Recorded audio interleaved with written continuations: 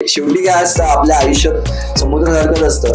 किती वरनं शांत दिसत असलो आपण तरी ते सगळं वरवरच असतं. आतमध्ये खूप वादळ चालू असतात आपल्या मनामध्ये आणि आपल्या रियालिटी पासून दूर जाण्याचा प्रयत्न करत असतो मोस्ट ऑफ द टाइम आयुष्यात. की हा नाही म्हणजे मी बघणार पण काहीतरी सायफाय, काहीतरी डिस्टोपियन वर्ल्ड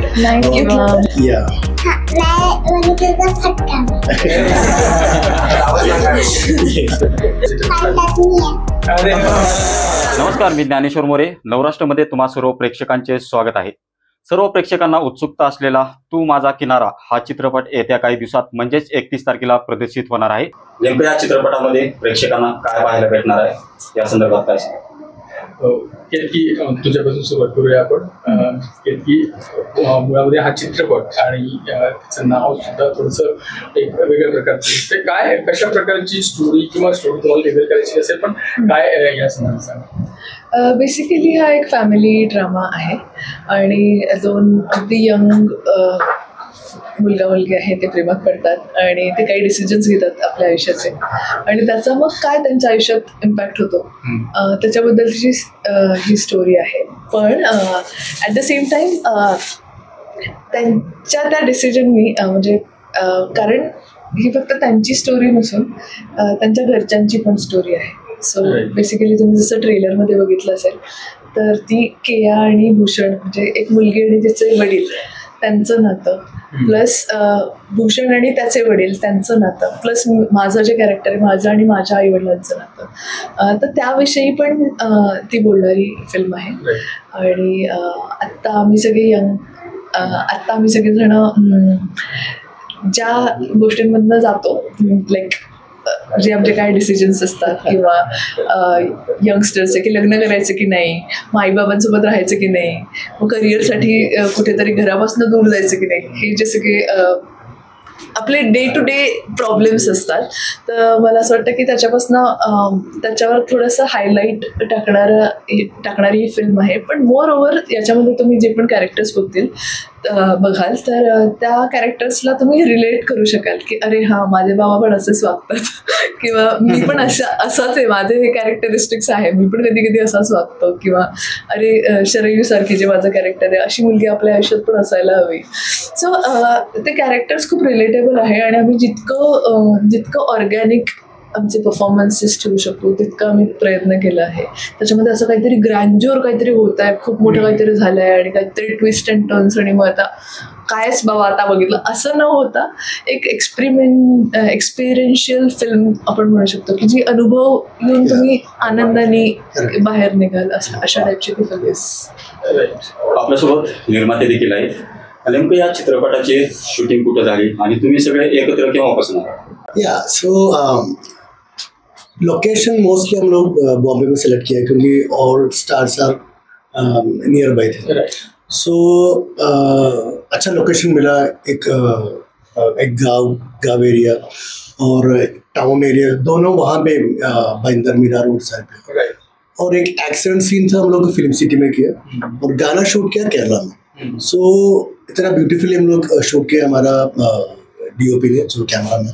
सो भूषण और कीर्ति के बहुत अच्छा ब्यूटीफुल सॉन्ग निकल गया. और आगे देखेगा तो जो कंटेंट के ऊपर बोलेगा तो एक पैरेंटल जो अभी कीर्ति ने बताया, so day to day life का ही एक कंटेंट है, तो सबको समझ में आएगा जो हमारा लाइफ क्या है. तो ये रिलीज होगा है और ट्रेलर आया है. या अभी ट्रेलर आया, बहुत अच्छा रिस्पॉन्स है. सो 31 अक्टूबर रिलीज हो रहा है. सो सब जन जाके थिएटर में एक्सपीरियंस कर रहे हैं क्योंकि बहुत मैसेजेस है वहाँ पे. नाही बघितलं तर या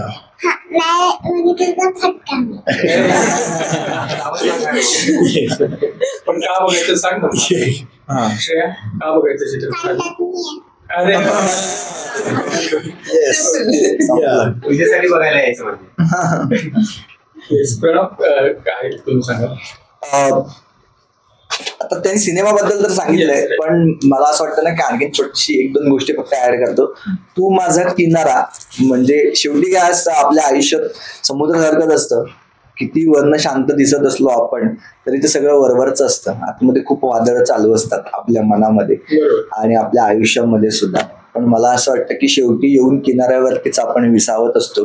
त्या सगळ्या लाटा ज्या आहेत त्या येऊन किनाऱ्यावरती थडकत असतात आणि त्यानंतर तिथे त्या विसावून आपण पुन्हा निघून जात असतो. तर मला असं वाटतं की किनारा हा आपल्या आयुष्यात अतिशय महत्वाचा असतो आणि असंच वादळ एकाच्या आयुष्यामध्ये सुरू आहे आणि या वादळी आयुष्यामध्ये सुद्धा शेवटी त्याला एक किनारा मिळतो आणि हा किनारा काय आहे हे तुम्ही सिनेमा पाहिल्यानंतर कळेल.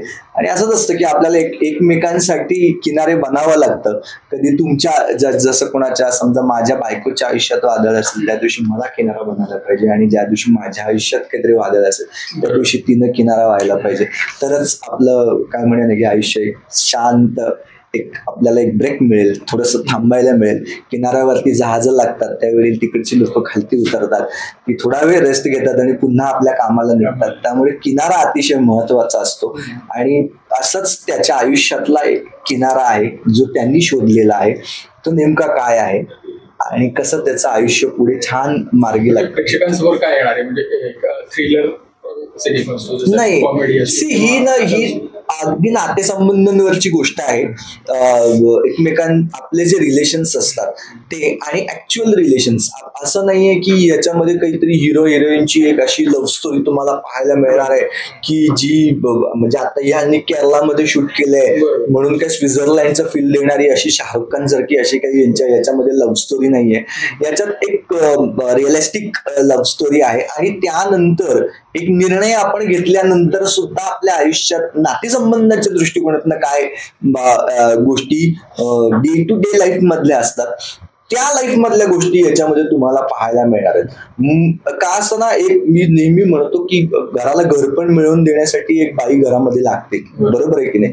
ती सगळं घर सांभाळत असते, पण जसं आपण म्हणतो की आई रिटायर्ड होते, आई रिटायर्ड झाल्यानंतर मग काय, मग त्या घराची काय अवस्था होते, तसं या सिनेमाची एक गोष्ट आहे. या सिनेमामध्ये सुद्धा एक अशी मुलगी आहे की जिनं स्वतःचे स्वप्न सोडून तिनं संपूर्ण घर सांभाळलेलं आहे. तिच्या काही गोष्टी असेल त्या सगळ्या सॅक्रिफाईस करून तिने घर सांभाळलेलं आहे. म्हणून जो आहे तिचा नवरा तो बिंदास पद्धतीनं वागतो आहे. त्याला जे त्याचं करिअर आहे ते एक्सप्लोर करता येत आहे. तो बाहेर जाऊन त्याला हवं तसं वागू शकतो. हवं तसं म्हणजे आपल्या कुटुंबासाठी जी धडपड आहे ती करू शकतो. पण ज्या वेळेला ती बाई ज्या वेळेला रिटायर्ड होते किंवा ती काही कारणास्तव ते पॉज घेते त्यावेळेला त्या घराची अवस्था काय होते ती अवस्था आहे. कीबोर्ड काढून घेतल्यानंतर सांगितलं की आता टायपिंग कर तर आपली काय अवस्था होईल ती अवस्था या घेणारी बाई म्हणजे केतकी आहे. हो, केतकी हा पॉज आणि हे आतुरपणाने एवढं सगळं विश्लेषित केलं.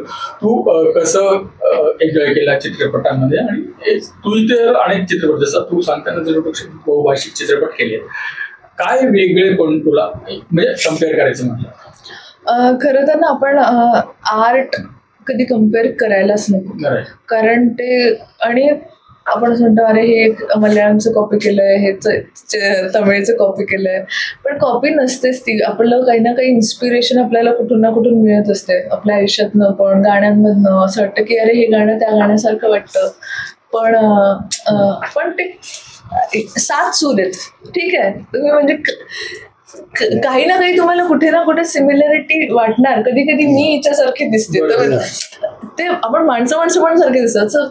ते जे एक आपण असं कंपॅरिझन करण्यापेक्षा मला असं वाटतं की प्रत्येक माणूस युनिक आहे आणि प्रत्येकाला काहीतरी आर्ट क्रिएट करायची आहे. बीट मल्याळम, तमिळ, तेलुगू, मराठी, हिंदी, सगळ्यांना आपली काहीतरी स्टोरी सांगायची आणि आर्ट त्यातनं काहीतरी जेन्युइन आर्ट समोर आणायचं आहे.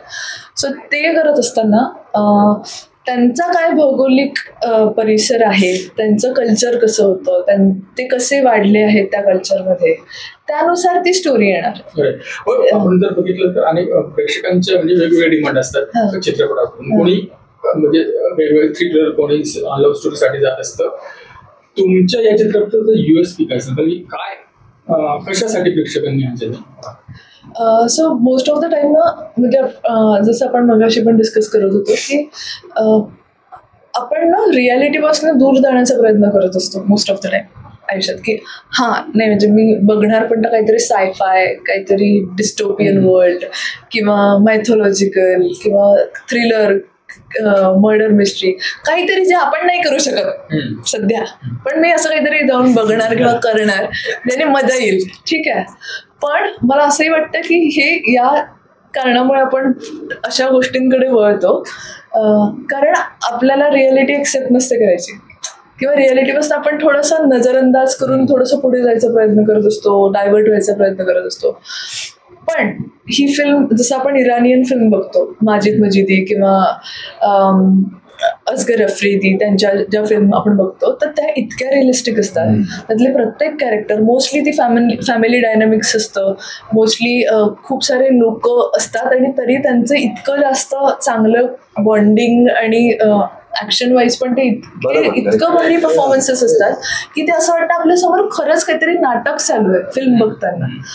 सो मला असं वाटतं की आपण भारतीय आहोत आणि मराठी मध्ये, म्हणजे जसं वेगवेगळे कल्चरमध्ये वेगवेगळ्या त्यांच्या स्टोरीज आहेत, तसं आपला पण मेन जो पाया आहे ते घर आहे, फॅमिली आहे, कुटुंब आहे. आणि ते आता तशा फिल्म्स येत नाही आहेत की ज्या खरंच तुम्ही बघताय शांतपणे आणि जस्ट एक फील करताय, एक अनुभव घेताय की अरे हां, हे बघून मला काहीतरी वाटलं.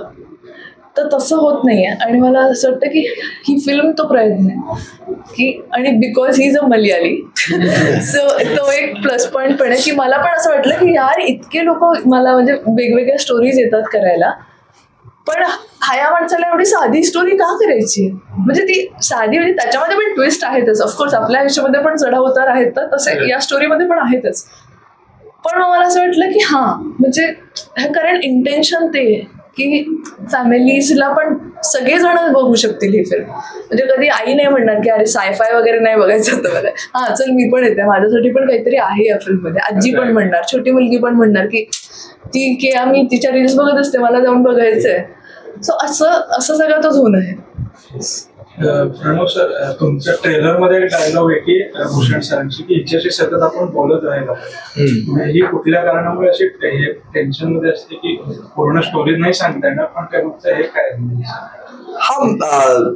काय असतं ना एक्झॅक्टली काय होतं की आपला संवाद, मला असं वाटतं की अतिशय महत्वाचा असतो.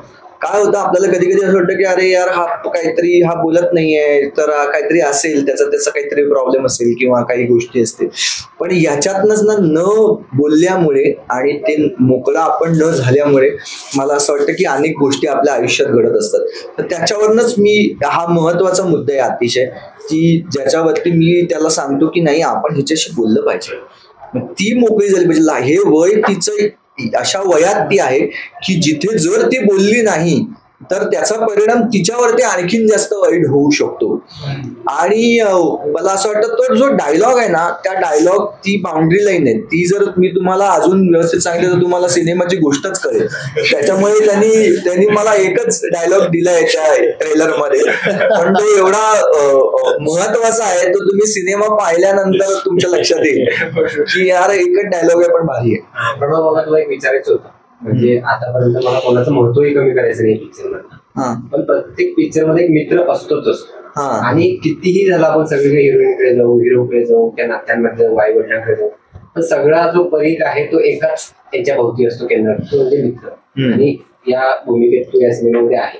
तर मला एवढं विचारायचं आहे की एक मित्र म्हणून तू सिनेमाबद्दल नाही तर एकूणच तू अनुभवलेला त्या सिनेमामधला अनुभव, मित्रामध्ये तू रिअल लाईफ मध्ये बघतोस तेव्हाचा अनुभव आणि हा रोल, याच्यामध्ये किती साम्य वाटतं तुला आणि किती फरक आहे? आणि एकूणच तुमच्या बोलण्यातून एकतर मला जाणून आलं की एकदम क्रांती असासारखं तर नाहीये, तो प्रत्येक मनाला संयंत हळूहळू स्पर्श करून जाणारा चित्रपट मला नक्कीच वाटतो. तर हा एक आहे की तुम्हाला एकूणच तुझा अनुभवचा बाहेरचा अनुभव आणि आतमधला सिनेमाचा असा रिलेट करून मला मी खरं सांगू का, मला असं वाटतं की हा काही हे करायचं रिव्हील करण्यासाठी नक्की काय असतं ना, मी खरं सांगू ना तर मित्र ना, कधी कधी मित्र हा महत्वाचा असतो आणि कधी कधी मित्र हा अनेक प्रोजेक्ट्स मध्ये फक्त जागा भरायला सुद्धा असतो. म्हणजे रिअलिटी आहे, आपल्याला माहिती असतं. पण ह्या सिनेमात तसं नाहीये. या सिनेमामध्ये आमच्या हिरोला त्याला पूर्ण मदत करणारा हा त्याचा मित्र आहे. जसा आपल्या आयुष्यामध्ये आपला एक मित्र असतो की जो मित्र आपल्याला नेहमीच चांगल्या वाईट गोष्टींमध्ये मदत करत असतो. काही झालं की त्याला आपली आठवण येत असते. बरोबर आहे. बायको बाहेर गेली याचा सगळ्यात जास्त आनंद त्या मित्राला होत असतो की अरे चला यार तुझी बायको गेली यार बाहेर यार भारी झाले असं, म्हणजे त्याला जुनी प्रेयसी मिळाल्यासारखं त्याला प्रेयसी मिळाल्यासारखं त्याला वाटत असतं. सो मला असं वाटतं ना की मित्र हा तसा हा मित्र आहे की जो आपल्या मित्राच्या बाबतीत खूप पॉझिटिव्ह आहे. आणि मित्र असेच असतात. खरं सांगायचं झालं तर माझेही असे खूप मित्र आहेत की जे लोक इतकी घाणेरडी कारणं सांगून ते लोक घरी राहिलेले आहेत की यार आपल्याला मजा करायला भेटली पाहिजे, आज सगळे आपण भेटलो पाहिजे वगैरे वगैरे असं याच्यासाठी. तर माझे पण असे खूप मित्र आहेत. तर त्याच्यामुळे मला ना हा मित्र करत असताना त्या सगळ्यांची आठवण यायची की आम्ही कशा पद्धतीनं एखादा प्रॉब्लेम मध्ये आहे असं वाटलं तरी सुद्धा त्याला आम्ही एंटरटेन करायला जायचो आणि त्याला त्याच्यातनं बाहेर काढायला जायचो. आणि तू सांगायचं की अरे एवढं काय झालेलंच नाहीये, तुम्ही काय एवढं हे कधी रिॲक्ट होत आहे त्याच्यावरती. एखादी मुलगी सोडून गेल्यावरती हे लोक एवढ्या टेन्शन मध्ये येतात की यार माझं म्हणजे आयुष्य बर्बाद झालं असं त्या याच्यामध्ये ते लोक असतात. आणि तो नॉर्मल असतो की हा ठीक आहे यार गेली नाही प्रॉब्लेम नाहीये काही वापरावं. तर मला असं वाटतं ना की असा मित्र या सिनेमामध्ये सुद्धा आहे. आणि त्याचं असं म्हणणं आहे की माझ्या मित्राने मला सगळं सांगितलं पाहिजे असाही त्याचा हट्ट आहे. तर म्हणून त्याचा मित्र त्याला सांगत नाही की काय प्रॉब्लेम झालाय, तर तो भेटत नाहीये म्हणून तो त्याच्या घरात जातो आणि तो त्याच्या तिकडे जाऊन भाषण देऊन येतो की अरे असं काय करतो यार तू, हे बघ काय झालंय घराचं. हा, तर तो मित्र सुद्धा एक त्याचा छोटासा किनारा आहे असं म्हणायला हरकत नाही. बट ये कैरेक्टर मेरे लिए बहुत डिफरेंट, क्योंकि सब कुछ हो गया, मेरा हीरो हो गया, हीरोइन हो गया, छोटा कैरेक्टर हो गया, और ये बहुत बड़ा टास्क है. ये पूरा फिल्म लेके जाते हैं, ब्रिज है, और इमोशन कनेक्ट कर रहे हैं, कॉमेडी कनेक्ट कर रहे हैं, और स्टोरी लाइन लेके जा रहे हैं. इतना टास्क मुझे लास्ट मोमेंट पे एक्चुअली मुझे एक कैरेक्टर मिला है. सो इतना मतलब ये जान है. हाँ, एक्चुअली इसे जान, क्योंकि 100% मैं आज भी बोला एक सीन मुझे इतना अच्छा लगता है क्योंकि एक लुक है, वो लुक अभी शायद वो फोटो में भी है शायद, वो लुक बहुत मेरे लिए, क्योंकि मैं लिखने के टाइम में मैं बोल रहा था ये लुक मिलेगा क्या, बट दैट्स द बेस्ट. तर प्रत्येकाच्या आयुष्यात एक किनारा असतो, किनारा पण एक सेफ प्लेस म्हणूया. तर तसं तुमच्या आयुष्यातला एक तो किनारा एक वन वर्ड मध्ये सांगायचं तो काय तिघांना नाही, किनारा means you can say safe place. तर काय किनारा सेफ प्लेसच आहे तुमच्या आयुष्यातली अशी कोणती व्यक्ती किंवा अशी जागा किंवा काही प्रत्येकाचा किनारा वेगळा असतो. So what about you? माझा किनारा तर आता माझी बायकोच आहे. आणि बरोबर तर मला भेळ विकायला लागेल त्याच्यामुळे, पण तसं नाही. पण खरंच किनारा आहे, कारण मी इतकी धावपळ करत असतो, इतका विचार करत असतो, काही ना काहीतरी माझं चालू असतं. तर या सगळ्यामध्ये माझं संपूर्ण घर सांभाळणं याच्याकरता बरं ती सुद्धा ऍक्ट्रेस आहे, तर त्याच्यामुळे मला असं वाटतं की ते करत असताना सुद्धा ती घर सांभाळते माझं. तर त्याच्यामुळे ती किनारा आहे. मी जेवढं धडपड करत असतो, जेवढ्या माझ्या लाटा उसळत असतात, तेवढं जाऊन किनाऱ्यावरती शांत होण्यासाठी किंवा आतमध्ये काही साचलेला असेल तर नेहमी कचरा येऊन कुठे अडकतो, तो किनाऱ्यावरतीच अडकतो. बरोबर की नाही? त्यावेळेलाच समुद्र स्वच्छ होतो. तर मला असं वाटतं की ते कार्य सुद्धा तीच करते. आणि दुसरं मी मगाशी म्हटलं तसं की माझी मुलगी ते जे दगड टाकलेले असतात ना किनाऱ्यावरती, लाटा आपटतात त्यावेळेला त्यांना शांत करण्यासाठी, तसं ती तुमचा गुरूर कमी करण्यासाठी एक दगड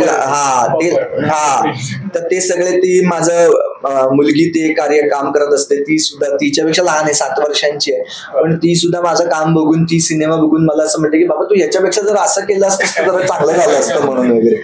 म्हटलं बरं ठीक आहे बाबा असं. सो मला असं वाटतं की किनारा माझ्या आयुष्यातले सध्या तेच आहे, बाकी कोणी नाही. आता माझ्या आयुष्यात ना बायको आहे ना नवरा, वेगळा किनारा शोधायला.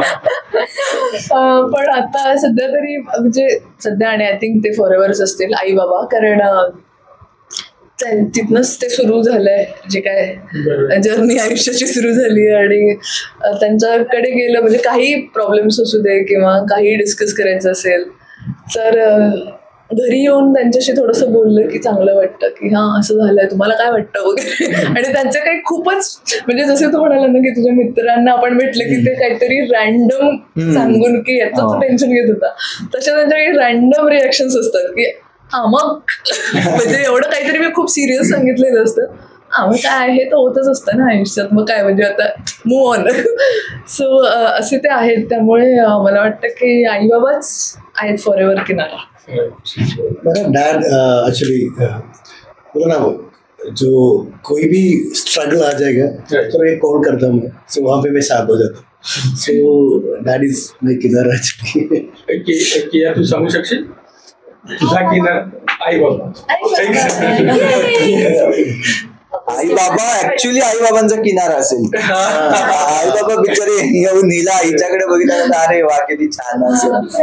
एक प्रश्न आहे माझा. तुम्ही खूप वर्षापासून मराठी चित्रपट सृष्टीशी कनेक्टेड आहात. चित्रपटाबद्दल नाही पण मराठी चित्रपट सृष्टीबद्दल प्रश्न होता की आजच मंत्रालयात चित्रपट संघटनेची बैठक झाली की मल्टिप्लेक्स मध्ये 100 ते 150 रुपयांमध्ये तिकिटांचा दर केला पाहिजे. तर हे गरजेचं आहे का?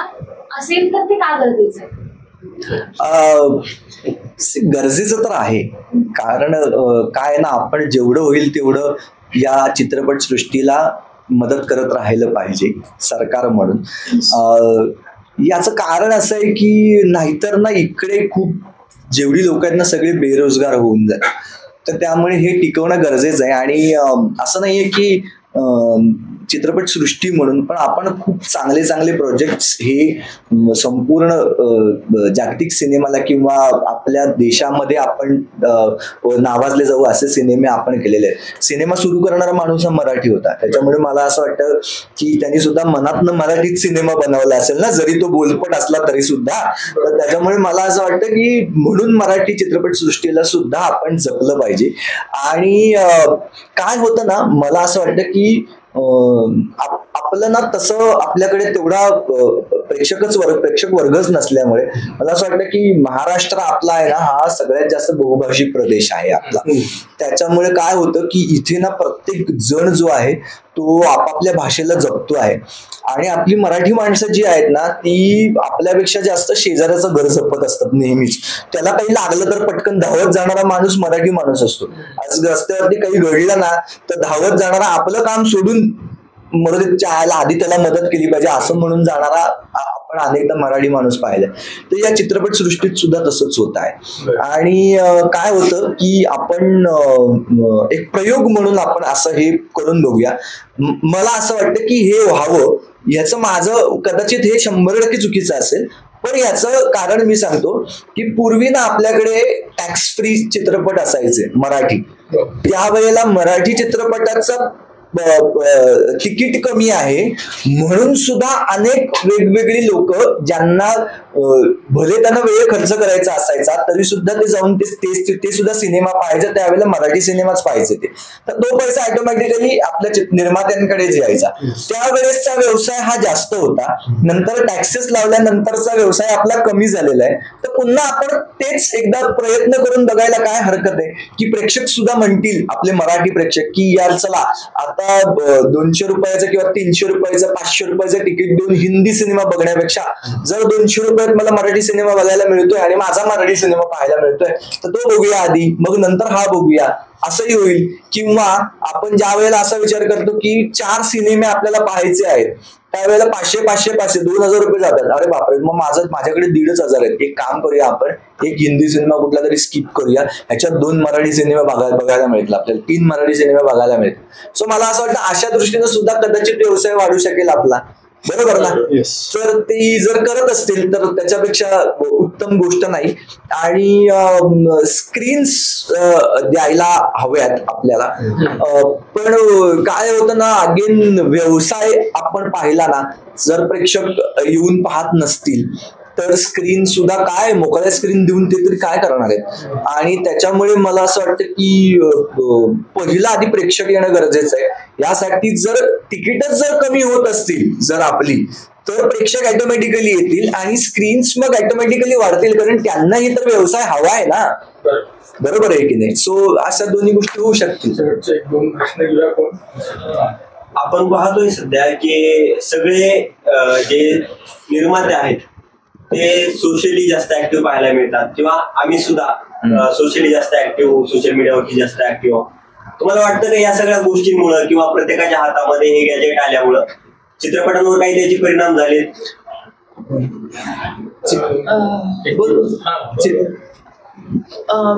म्हणजे पायरेटेड फिल्म्स वगैरे आपण बघू शकतो आता, असं म्हणतोयस की काय म्हणतोयस? हा, म्हणजे एकदा पायरेटेड फिल्म्स ना, मी मगाशी मी ना कालच मी बोलत होतो ना, तर मी माझी सासूरवाडी पुण्यातच आहे, त्याच्यामुळे मी तिथेच होतो. तर माझे सासरे सांगत होते की पूर्वी आम्ही काळा चौकीचा, लालबाग काळा चौकीचा असल्यामुळे तिथे पूर्वी खूप सिनेमे व्हायचे. आणि ते सांगत होते किस्सा की दादा कोंडकेंचा एक सिनेमा कोहिनूरला चालू होता आणि त्याच्या बाजूच्या गल्लीमध्ये त्याचं स्क्रीनिंग चाललेलं होतं, म्हणजे ते पडद्यावरती चित्रपट दाखवत होते. तर मी त्यांना ते मला बोलले ना, तर म्हणे बघ, म्हणजे तेव्हा सुरू होतच की, पण हेच होतं की त्यावेळेला ना पायरसीचं चिंताच नव्हती. हे डबे घेऊन कुठे जाणार आहे आणि कोणाला दाखवणार आहे हा, बरोबर की नाही? आता काय झालेलं आहे ना, आता चटकन तुम्हाला मोबाईल वरती अवेलेबल होतं. आणि आता आपली व्यस्तता इतकी झालेली आहे, आपला ट्रॅव्हल टाइम इतका वाढलेला आहे ना, की आपला सगळ्यात महत्वाचा वेळ जो आहे क्वालिटी टाइम, तो आपला ट्रॅव्हलिंग मध्ये चाललेला आहे. आता कामं आपण कमी करतो आहोत, पण दमतो आपण ट्रॅव्हलिंग मध्ये आहोत. मग अशा वेळेला मनोरंजनाचं माध्यम म्हणून आपण मोबाईलकडे पाहतो आहोत. म्हणून काय होतंय की आपण सोशल मीडियाचा जास्त वापर करतो आहोत, पाहतो आहोत आपण, बेसिकली ते तेवढ्यासाठीच पाहतो आहोत ना, आणि हे माध्यम झालेलं आहे एक. पायरेटेड म्हणजे त्याचं ऍक्च्युली पायरेटेड हा तो विषय आहेच, पण काय होतंय की आपली जी भूक आहे एंटरटेनमेंटची ती वेगवेगळ्या माध्यमातून आता भागवली जाते. बरोबर आहे. त्यामुळे काय होतं की सिनेमाकडे त्या पूर्वी कसं होतं की एकच माध्यम होतं सिनेमा, बरोबर आहे. आता अनेक प्रकारचे म्हणजे रील स्टार्स आहेत, इतर अनेक प्रकारचे सगळ्यांना माहिती, त्याचा इम्पॅक्ट होतोय 100% होतो ना, त्याला काही हेच नाही. पण मला असं वाटतं ना की सोशल मीडिया आहे ना, हे माध्यम आहे सिनेमा पोहोचवण्याचं. बघा, तुमचा ऍड जी आहे ना, ऍड हे माध्यम आहे तुमचं प्रोडक्ट पोहोचवण्यासाठी, बरोबर आहे ना? म्हणून ऍड प्रोडक्ट नाही होऊ शकत, कळलं? सोशल मीडिया हे माध्यम आहे, पण आपण जर त्याच्यावरती सॅटिस्फाय होत असू तर मग आपल्याला मोठा सिनेमा पाहता कसा, ती मज्जा कशी घेते? तुम्ही टीव्हीची स्क्रीन किती मोठी केली तरी सुद्धा ती 70 mm होणार आहे का? आज आम्ही इतकी लाइटिंग केलेली आहे, 17 ठिकाणावरनं लाईट, छोटे छोटे सोर्सेस बनवून एक छान सुंदर सोर्स आम्ही तयार केलेला आहे. आज ऍटमॉस करत असताना आपण इतकं साऊंडचं छान डिझाईन करतो आहोत. ते किती आपण साऊंड बार घेतला काय किंवा 5.1 केला काय, तर त्याच्यातनं थोडं फक्त ऐकू येणार आहे. तो हा अनुभवच वेगळा आहे. शोले हा सिनेमा तुम्ही स्क्रीनवरती बघा आणि जेव्हा लागेल त्यावेळेला तुम्ही पडद्यावरती बघा, काय होणार आहे, त्याच्यात वेगळाच अनुभव मिळणार आहे. त्याच्यामुळे आपण कुठे भागतोय ना, हे महत्वाचं आहे. आपण जेवल्यानंतर आपल्याला पूर्ण जेवल्याचा फील येतोय का साधा वडापाव खाऊन आपल्याला असं वाटतंय भारी जेवतो आज आपण, तर ते त्याचं नशीब आहे. आपण काय बोलणार त्याच्यावर? मला तर म्हणजे तू बोलतोस ते आय कम्प्लिटली अग्री. म्हणजे आता हे चेंज होतच जाणार आहे. म्हणजे ऑफकोर्स सोशल मीडिया आणि इंटरनेट आणि सगळंच इतकं अवेलेबल आहे, इतक्या जास्त प्रमाणात अवेलेबल आहे. पण मी म्हणजे त्याची एक वेगळी गोष्ट मला अशी बोलावीशी वाटेल ॲज अन ॲक्टर, की मला ना खूप पण कंटेंट नाही खायचंय. म्हणजे झेपत नाही, म्हणजे झेपतो पण तो इतका मी घेऊन करणार काय? मला माझं म्हणजे हा, म्हणजे आपण जास्त जेवलं तर आपल्याला तर ते तसंच झालंय. आणि मला असं वाटतं की माझा क्राफ्ट म्हणजे मला हवं तर मी रोज सकाळी उठून रील्स बनवू शकते आणि टाकू शकते. काही ना काही डोक्यात येतं की हा आज मी असं काहीतरी करून बघते, पण ते करून मला ना माझी क्वालिटी नाही घालवायची. तर ते करायला काही नाही, काही ना काही आयडिया इकडून तिकडून काढून आपण ते करू शकतो, पण ते किती करणार आणि तुम्हाला कुठे जायचं ते प्रत्येकाचा पर्सनल चॉईस आहे की तुम्हाला किती वेळ त्या स्क्रीनवर घालवायचा आहे. आणि मला असं वाटतं त्याच्यापेक्षा म्हणजे एंटरटेनमेंटसाठी ते आहेच, पण तो एक इंडिव्हिज्युअल डिसिजन असू शकतो. म्हणजे मला जास्त करून जर्नलिंग करायला आवडतं, फॉर एक्झाम्पल मला लिहायला आवडतं किंवा मेडिटेशन करायला आवडतं किंवा मी गाणं ऐकायला ऑफकोर्स आपल्याला आवडतं सगळ्यांना, तर ते कुठे युटिलाइज करायचं तो प्रत्येकाचा पर्सनल चॉईस आहे. आणि हा बस एवढंच. किंवा एक छोटस त्याच्यामध्ये ना मला असं वाटतं गंमत म्हणून मी सांगतो की आपण ठरवलं पाहिजे की आपल्याला कुठे विकायला पाहिजे. आपल्याला रस्त्यावरती विकायला पाहिजे, ट्रेनमध्ये विकायला पाहिजे, की आपलं मॉलमध्ये आपलं स्वतःच असं एक दुकान असलं पाहिजे, हा विचार आपण करायला पाहिजे. तर मी काय म्हणत नाही की कुठलंही माध्यम चुकीचं आहे. कुठेही वस्तू लोकांच्या जवळ आली तर ते विकत घेणारच, ते त्याचा आस्वाद घेणारच आहे, त्याच्यासाठी काही. पण हे मी ठरवणार माझ्यासाठी की नाही यार मला नाही एवढं मोकळं व्हायचंय. तर हा माझा प्रॉब्लेम आहे. हा मी असं म्हणत नाही की हे माझा मोठेपण आहे, हा माझा प्रॉब्लेम आहे की मी तिथे नाही काम करणार, मी इथेच काम करणार. हे मी असं स्वतःला बांधून घेतोय. एक वेळ अशी येईल कदाचित की ज्या वेळेला मला तिथे जावं लागेल आणि मला तिथेही परफॉर्म करावं लागेल. मी त्या दिवशी डेफिनेटली करेन. म्हणून माझ्यासाठी माध्यम महत्वाचं नाहीये, पण आता मीच ठरवलेलं माध्यम हेच आहे. या मुलीशी मला लग्न करायचं आहे, ह्याच्याशी नाही करायचं असं मी ठरवलं. खरं तर खूप मजा येते आणि वेगवेगळे प्रश्न सुद्धा आहेत, पण आपण थोडंसं टाइम ऐकूया. आणि शेवटी तुम्ही प्रेक्षकांना काय अपील करा तुमच्या चित्रपटात? तू ठीक आहे सर, आपलं सरांपासून सुरुवात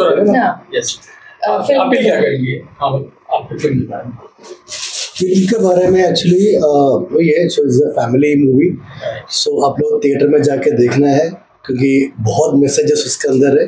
सो हम लोग ऑलमोस्ट 10 मंथ्स में कम. इसका जो पीछे हम लोग लगा है, हम फरवरी 12 स्टार्ट किया. सो 31 अक्टूबर को हम लोग रिलीज होने वाले. बहुत काम किया, बहुत मेहनत किया. सो सभी आके एक्सपीरियंस कर लो थिएटर पे. 31 अक्टूबर को हम रिलीज हो रहे. So please to and watch. Yes. मला असं वाटतं की ही अशी पहिली मराठी फिल्म आहे जी वेळेत सुरू झाली, पोस्ट प्रोडक्शन पण झालं आणि फायनली ती रिलीज पण होते. सो त्यामुळे आम्ही लकी आहोत, आपण लकी होता. आणि तुम्ही पण लकी आहात कारण तुमच्यापर्यंत ही फिल्म वेळेत येते आहे आणि चांगल्या वेळेत येते ऍक्च्युअली. म्हणजे मला असं वाटतं की खरंच या फिल्म अशा टाईपची फिल्म पण बघायला पाहिजे आता त्या सगळ्या. मी एवढंच म्हणेन की याच्यामध्ये भावनांचा काही अतिरेक नाही आहे किंवा